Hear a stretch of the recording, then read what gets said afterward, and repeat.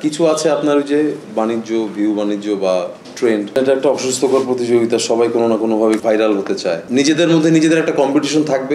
সামনে একটা কথা চলছে, তো এখনই কিছু বলবো না। শরীফুল রাজ খুব নিবেদিত প্রাণ একজন আর্টিস্ট, তো ও অনেক পরিশ্রমী। ব্যক্তি জীবন এবং প্রফেশনাল জীবন দুটো একটু আলাদা করে রাখতে পারলে তাহলে দেখবেন অনেক ঝামেলা কমে যায়। এটা কিছুটা কমপ্লিকেটেড তো বটেই, একটু জটিল। তারপরও আমি বলবো যে সিংহভাগ কাজ, মানে অধিকাংশ কাজের নামকরণগুলো কিন্তু রুচিসম্মত বা শিল্পসম্মতই হয়।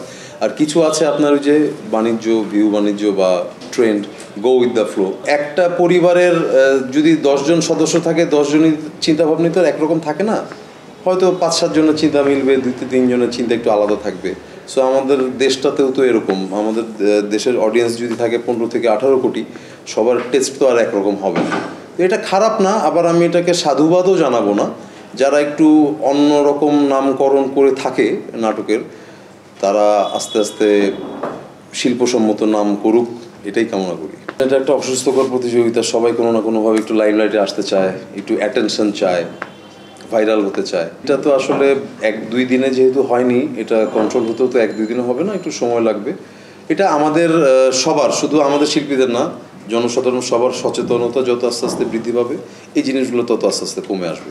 স্পেশালি কাদা ছোড়াছড়ি করে যে ভাইরাল হবার টেন্ডেন্সি, এটা খুব বাজে। এটা আশা রাখি আস্তে আস্তে ঠিক হবে।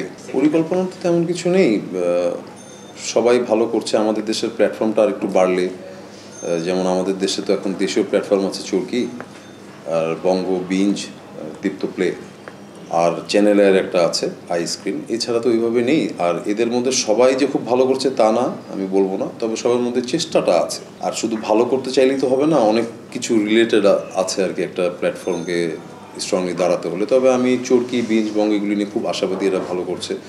দীপ্ত প্লেও চেষ্টা করে যাচ্ছে।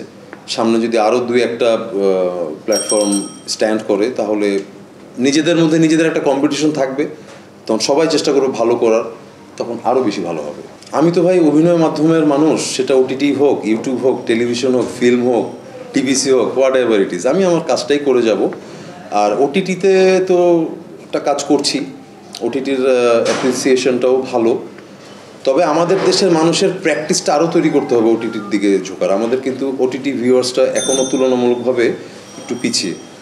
আমরা আশাবাদী আস্তে আস্তে আরও আগাবে। অসুস্থজনক পরিবেশে আসলে নেই, চলচ্চিত্র ঘুরে দাঁড়িয়ে গেছে, ভালো করছে। এবং এটা আসলে চলচ্চিত্র অনেক বড় ব্যাপার, অনেক বড় ক্যানভাস, এটার সাথে রিলেটেড বিষয়গুলো অনেক। আর এটা সরকারি পৃষ্ঠপোষকতা ছাড়া এটা আসলে ঠিকমতো সমাধান হবার নয়। শুধু আমাদের চেষ্টা থাকলেই হবে না, সরকারিভাবেও এটার একটা স্টেপ নিতে হবে, চলচ্চিত্রটা যেন খুব হেলদি অবস্থায় যায়। একটা কথা হয়েছে রিসেন্টলি, তো একটা শেষ করলাম আমি, মিশুক মনির দেয়ালের দেশ, এই ঈদে গেল। সামনে একটা কথা চলছে, নেক্সট মাসেই শুরু হওয়ার কথা, তো এখনই কিছু বলবো না, কাজটা হোক, তারপর আমরা কথা বলব। শরীফুল রাজ খুব নিবেদিত প্রাণ একজন আর্টিস্ট। আমি ওর সাথে দীর্ঘদিন কাজ করলাম এই দেয়ালের দেশে। দেয়ালের দেশ ছাড়াও একটা ওটিটির একটা ওয়েব সিরিজও করেছিলাম আমরা। তো ও অনেক পরিশ্রমী, সম্ভাবনাময়, কি বলবো, ও তো নিজেকে প্রমাণ করেই দিয়েছে যে সে ভালো করছে। যে চরিত্রকে দেয়া হচ্ছে সেই চরিত্রটা ঠিকমতো ফুটিয়ে তোলার জন্য যথেষ্ট তার পরিশ্রম আছে।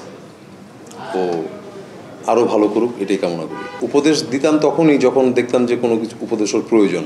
ও যথেষ্ট ভালো করছে, ঠিকঠাক আছে। ওই যে আমি একটু আগে আপনাকে বললাম যে ব্যক্তি জীবন এবং প্রফেশনাল জীবন দুটো একটু আলাদা করে রাখতে পারলে, এবং দুদিকে সময় দিতে হবে, তাহলে দেখবেন অনেক ঝামেলা কমে যায়।